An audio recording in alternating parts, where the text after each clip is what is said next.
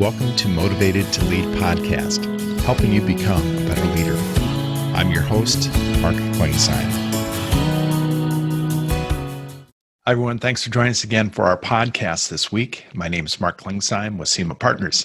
Each week, we talk with a leader and they share lessons learned from their career. And this week, we're going to be taking a look at our first podcast, episode 1, an interview that we conducted with Gregg Lehman. Gregg is a CEO, board member. Early in his career, he was a college president at Taylor University. He's currently the CEO at The Difference Card. And he is a thought leader in the area of healthcare, but has some just great insights he's going to share with us, and looking forward to revisiting this conversation with Gregg. Joining us from Nashville. It's a little warmer there than it is here in Minneapolis, but looking forward to the conversation. I was looking back at my notes, Gregg, and we met back in 2011. It's hard to believe it's been that long, and I didn't remember exactly when that was, but have enjoyed our conversations over the years. I guess one of the first things that we want to do as a part of this is to kind of help young leaders as they're coming into the marketplace, and to help them have a more successful career. And you've got a wealth of background and experience. Maybe give just a quick high level view of your background, and kind of as you came out of school at Purdue, you graduated, just kind of what you were thinking about at that time, and just a quick high level of what you've done.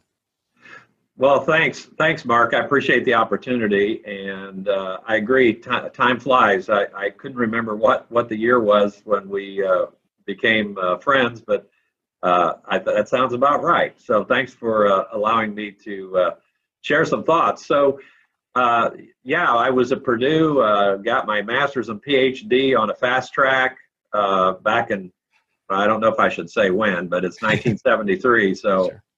As a 71-year-old, I'm still a CEO, still active in board work. And when I graduated, though, in 1973, I really thought I knew exactly what I wanted to do. Mm-hmm. As it turns out, I used that opportunity to do what I call stepping stone jobs. So I have a PhD in higher education administration, a minor in finance and economics, and also computer science. So kind of an eclectic mix. I first went into higher education, working at a Christian college in Indiana called Taylor University, and was there for about 10 years and advanced from VP level to executive VP to president. And at that time had 2 little sons, and decided that it was time to hand over the baton to somebody else. So my executive VP took over for me, and I did an executive in residence at Cornell, or at Vanderbilt University in Nashville, and that's what got me to Nashville. So the reason I say I wasn't really sure what I wanted to do, I really thought I wanted to teach in higher education. Then I thought, my skill set's really more of a leader, and started working in administrative posts, in finance, in fundraising, which is development, and then in executive leadership. And that was fun. It was a 17-year career for me. And then I decided what my real passion was, and that's fixing underperforming institutions, whether they're not-for-profits, whether they're for-profits. It really didn't matter. So I really started out even working with trade associations. So one of my CEO stopping points was at the National Federation of Independent Business, as well as the National Business Coalition on Health, both of them in Washington, D.C. Okay. So I got a little taste of life inside the Beltway, or they call it Potomac Fever. and I just had a restlessness in my spirit about what my niche was. And interestingly enough, I decided that my niche wasn't a specific company or a specific job title. what I found out with all these jobs is that it was more of a mosaic. So you see one piece and you look at that piece of the mosaic and you say, how does this have anything to do with my training? How does this have anything to do with what I thought I wanted to do? And at the end of the day, I said the job was just a piece of that mosaic. Some I really liked, some I disliked a lot, but they all were stepping stones and building blocks to what now is a beautiful picture. Each piece of the mosaic fits together. And I tell a lot of younger executives, don't shy away from a job that you may not like or you don't feel qualified to do. I've done many of those, but they've all been great stepping stones and learning experiences for me. Absolutely. I said the college degree is basically a box you check to get into the job market. And the way I look at it is I'm a lifelong learner. And I am who I am today because of all my experiences that culminated into what made me good. So by the time I turned 50, to kind of summarize this, I realized that I'm really good at fixing underperforming companies, as I said before. So they have ranged from not-for-profits, private equity owned companies, a couple of public companies, actually two in the Twin Cities in Minneapolis, St. Paul. And I'm also on the board of another company that's publicly traded. So I understand board governance. I learned from other mentors. And I think mentoring is really important. So I'm to the point in my career where I don't have mentors anymore, but I'm mentoring a number of young people, men and women, who do not have the experience I've had and can learn from my mistakes. Actually, I've learned more from my mistakes than my successes. And it's not about the end; it's about the journey. Yeah. So that's been the culmination of my life story right there. Great.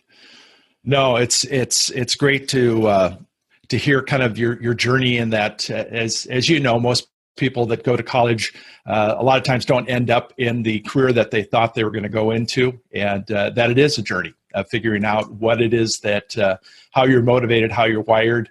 And so that's great to hear kind of your personal story.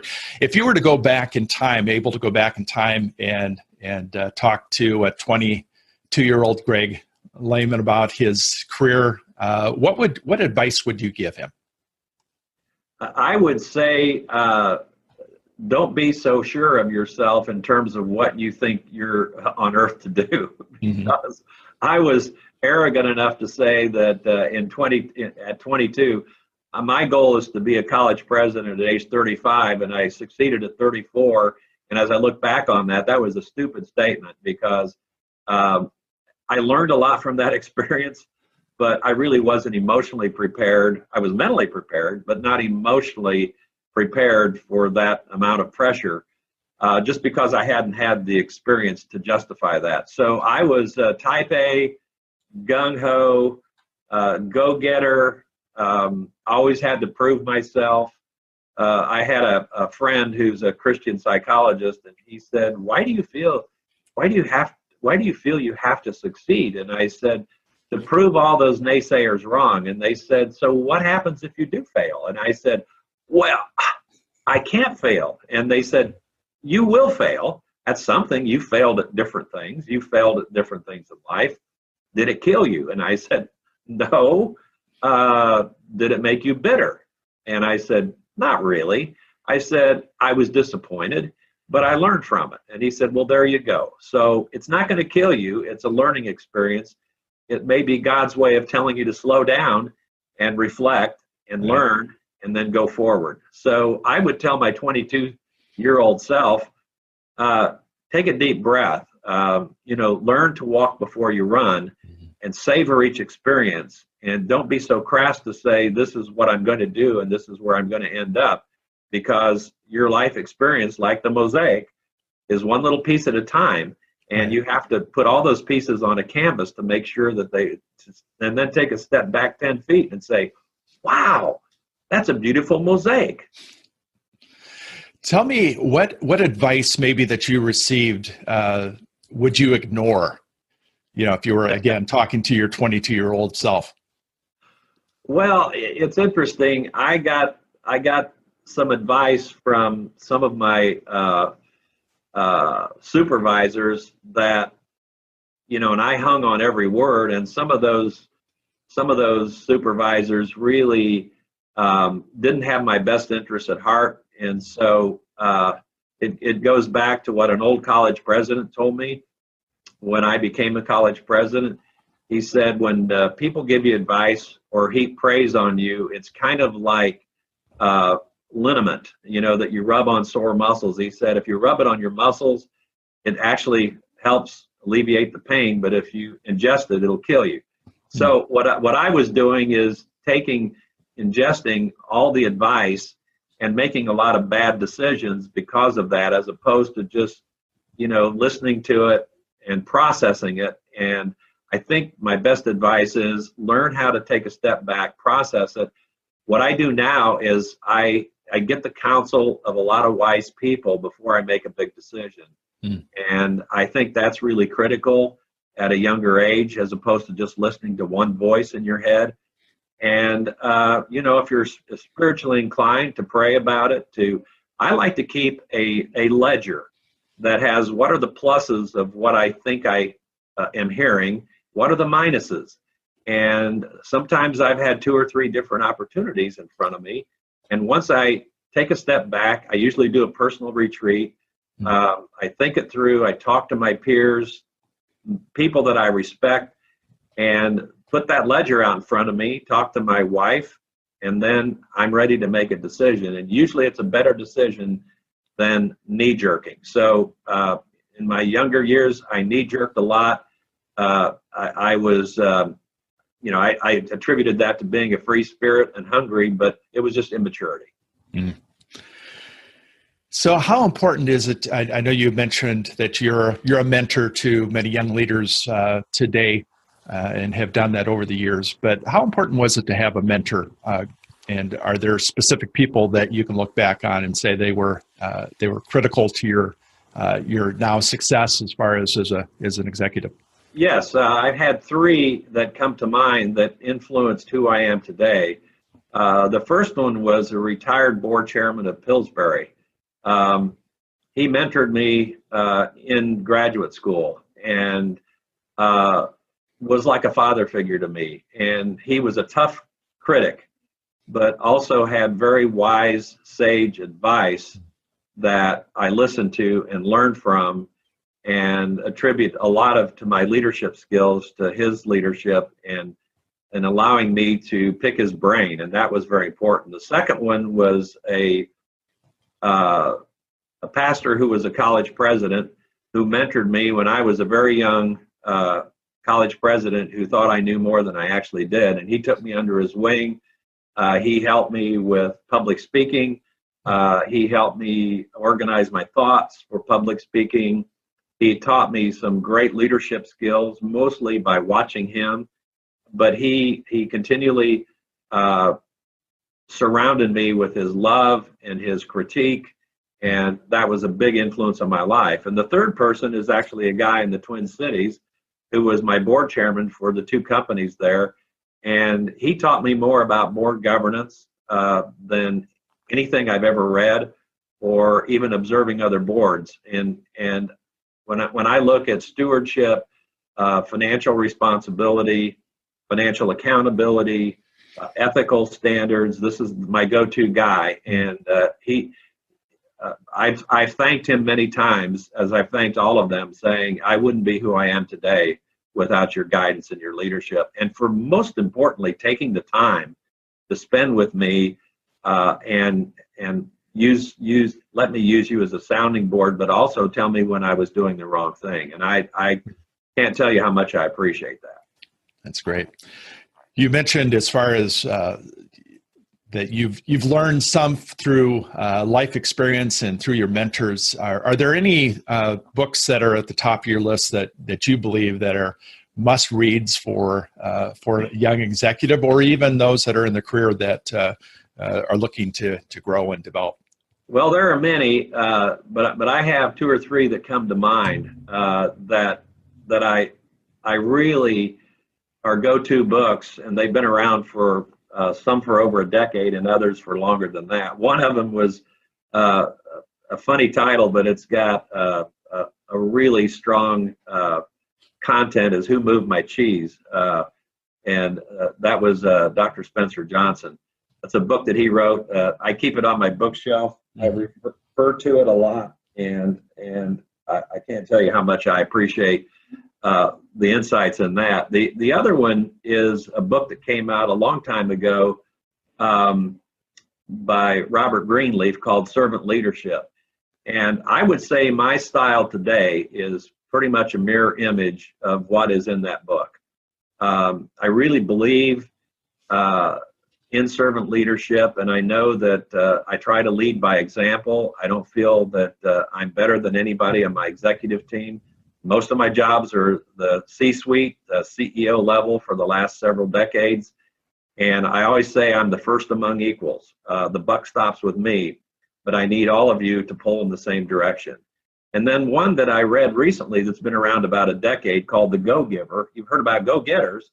Right. The Go-Giver is a book by Bob Berg and John David Mann. A powerful, powerful book about paying it forward and listening and encouraging people in your companies, as opposed to being arrogant and a browbeating, I'm the boss type mentality. And I've had employees from companies that I've worked at 20 years ago say, we've never had a CEO before or since you were there because you took the time to listen, to get to know us, to be an encourager. I had one guy that I had to terminate his employment, and he said, you did it with dignity. You didn't attack me. You just said you needed to make a change.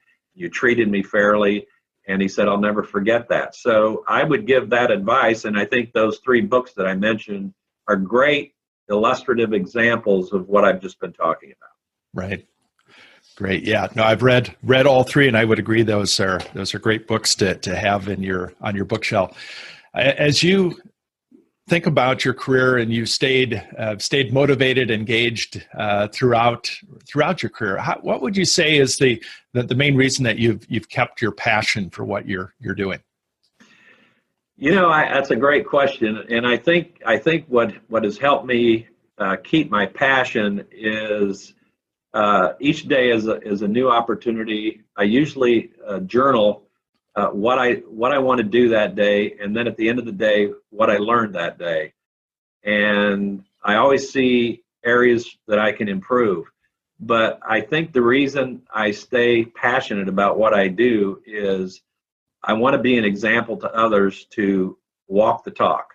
I know a lot of executives, unfortunately, that talk a lot, but they don't do what they say they expect others to do. So I think, and then also creating shareholder value.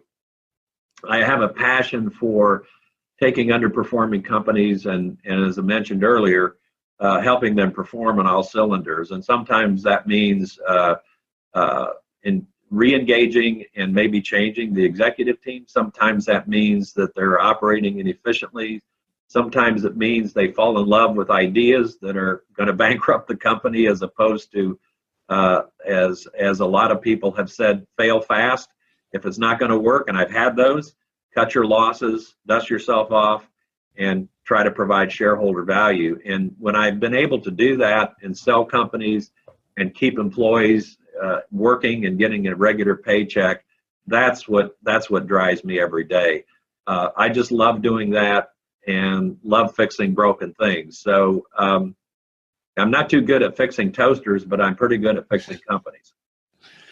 So as you're going through times where you're feeling maybe, I don't know if you ever feel overwhelmed, but I'm sure that there have been times that you have. How do you get back as far as focused on what you're doing? Are there some questions that you ask yourself if you're going through a time where it's challenging and you're facing some difficulties?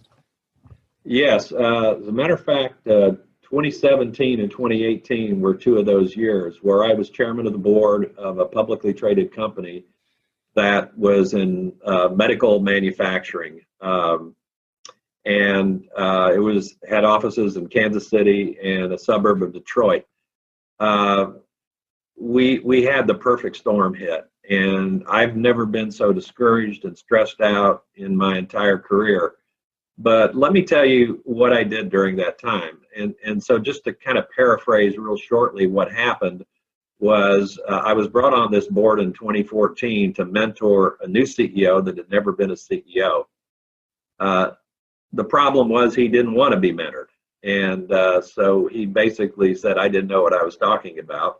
He's no longer with the company. Sure. But that said, he overextended the company's credit and debt.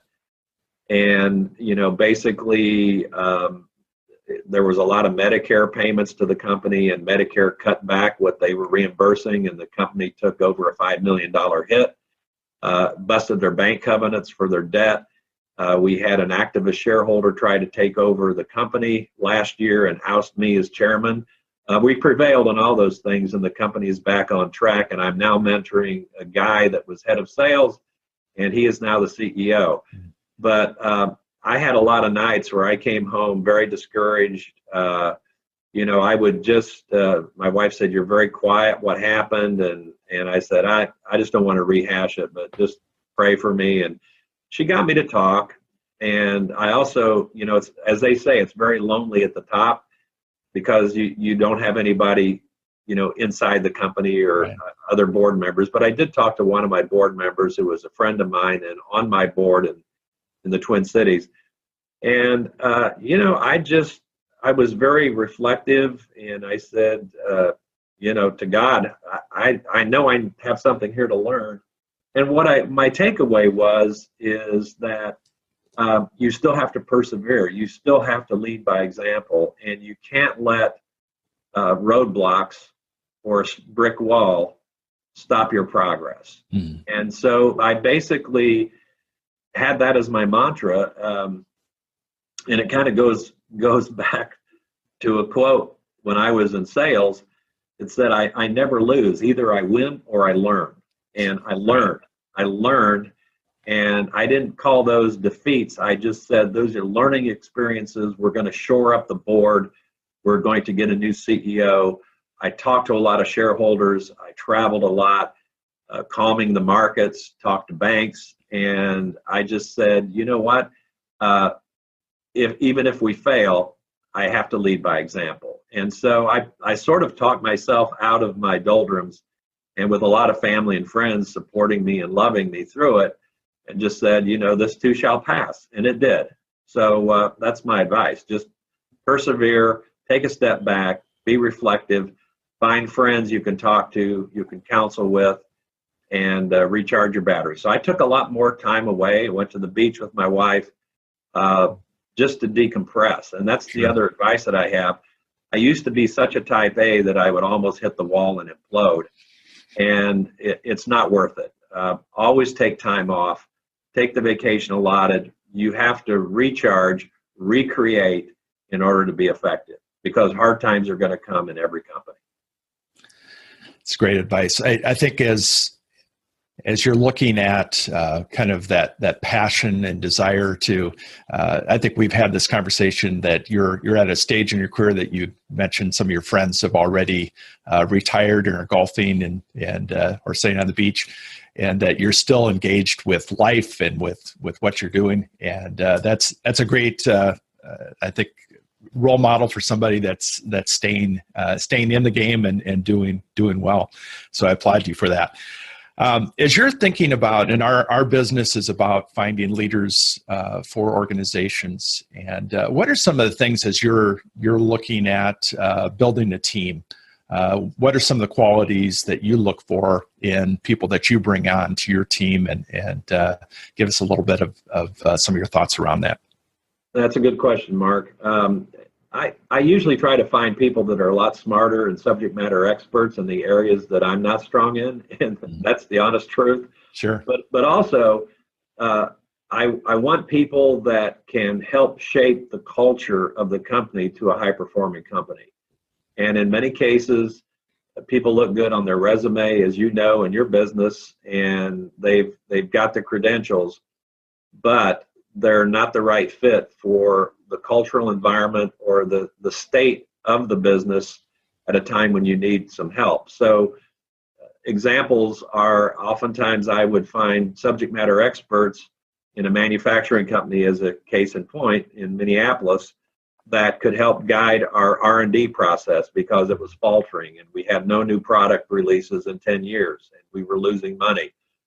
I brought on a strong CFO who I had worked with before and I trusted. And so, those are the attributes. Find people that are really good at what they do, people that you can trust, people that are ethical and smarter than I am. And so those combos are what I look for, as opposed to being the right fit. Because sometimes you find somebody that's excellent on paper, but they're kind of a square peg in a round hole. Right. And you're, even in your business, you're not perfect. You don't win every time, but baseball players aren't in the Hall of Fame batting 1,000. They get in batting 350 or 450. And so that's the way I kind of look at it. Do you have a favorite interview question that you like to ask candidates? Yeah, I do. I have several, but a couple of one in particular that comes to mind. I like to throw them a curveball from time to time, as opposed to just saying, tell me about yourself, tell me about your career, why are you interested in this company? But I really like to say, what's your passion in life? What gets you to pound the table when you get up in the morning? What excites you? What hobbies do you have? Mm-hmm. How do you recharge your battery? How do you do? And I also like to talk about. I like to do kind of an interactive interview, saying, "Okay, I'm the CEO. I'm going to disagree with you, and how are you going to handle that?" And let's. I usually give them an anecdote and say, "This is what happened. How would you handle that if I approached you this way?" And that tells me a lot about a person's character, how they do conflict resolution, and I also like to talk about their family. And you find out a lot about, whether they're workaholics or whether they're family people. And then finally, I also ask about, what are your top 3 priorities in life as a human being? Just tell me what makes you tick. And you usually find out a lot that way. Are there any new habits or beliefs or behaviors that you've taken on as far as in the last 5 years that have improved your life? Yes, I exercise more, and I've had some outpatient surgeries, and it slowed me down for a while. But I figure out that's the best way to clear my head. Right. It doesn't have to be strenuous, but I like to keep in shape, keep my mind sharp, and the best way to do that is force myself out of bed, have some quiet time, get out and walk, or run on the treadmill, or I have a rowing machine. So I like to exercise and clear the head out. The other thing that I found is very helpful is, during stressful times or even in good times, journal. And journaling has been, I've looked back when I was going through some of my toughest personal struggles, back at some journals that I had 5, 6, 7 years ago, and how I approached those.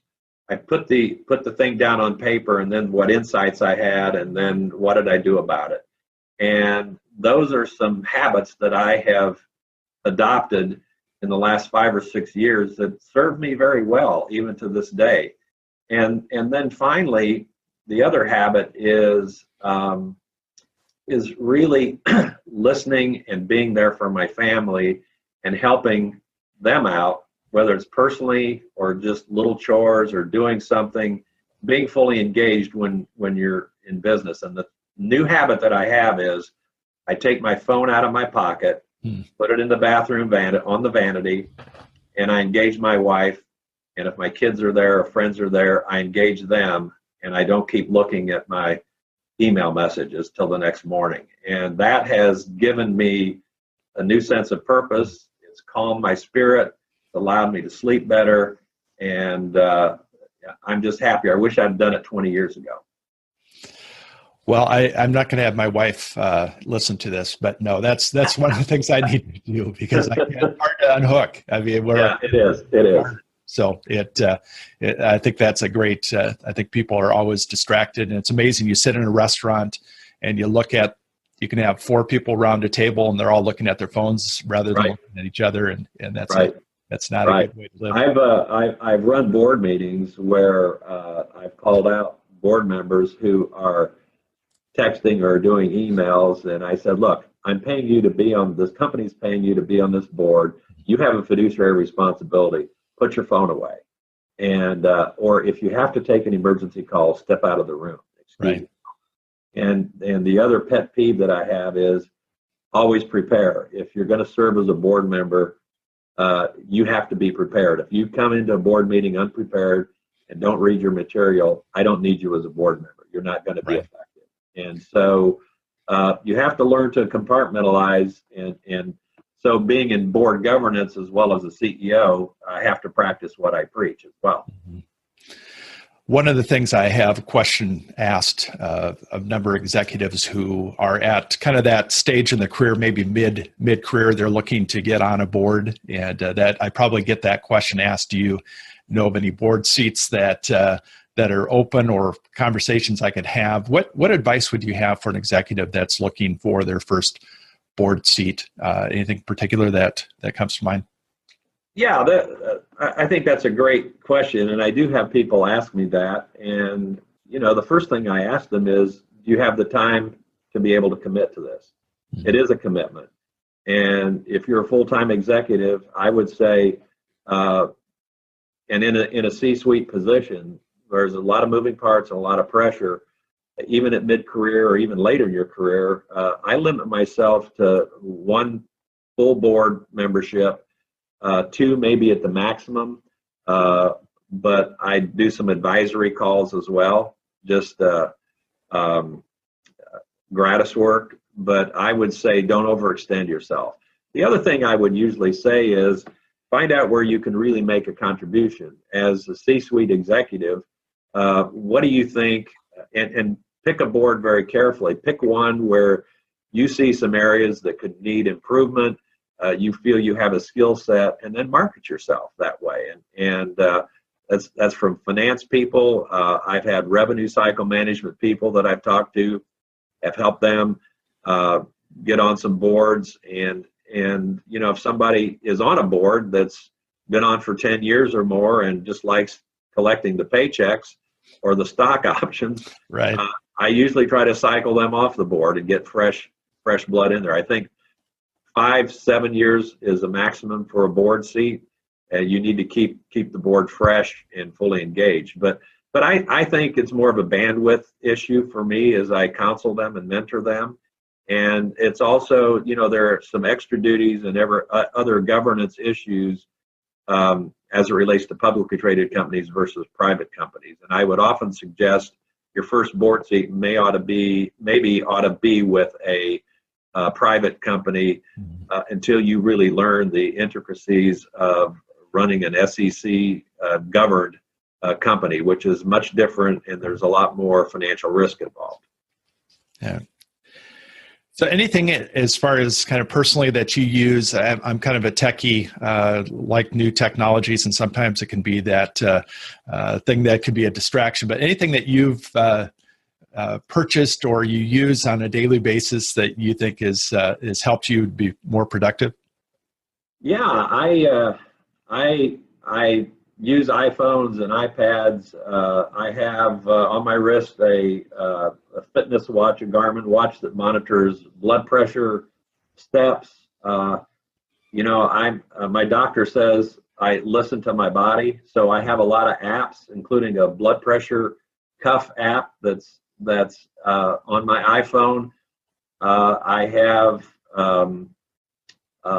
news feeds and also different types of different things that help me in my current role that are streamed to my phone.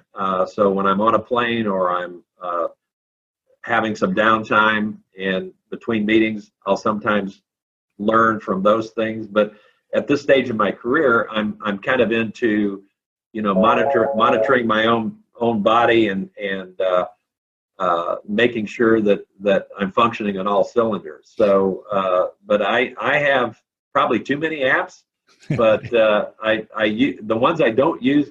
Here's my rule of thumb, Mark. If I don't use the app in 30 days, I discard it. Got it.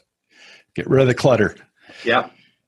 Well, thanks so much, Gregg. This has been very informative, and definitely appreciate your time and your insights. And as always, it's been great to talk with you, and wish you the best as you continue in your career. Thank you for listening to the Motivated to Lead podcast. Please subscribe on iTunes. You can also see a video version of this interview at motivatedtolead.com. This podcast is brought to you by SEMA Partners, helping you find your next great leader.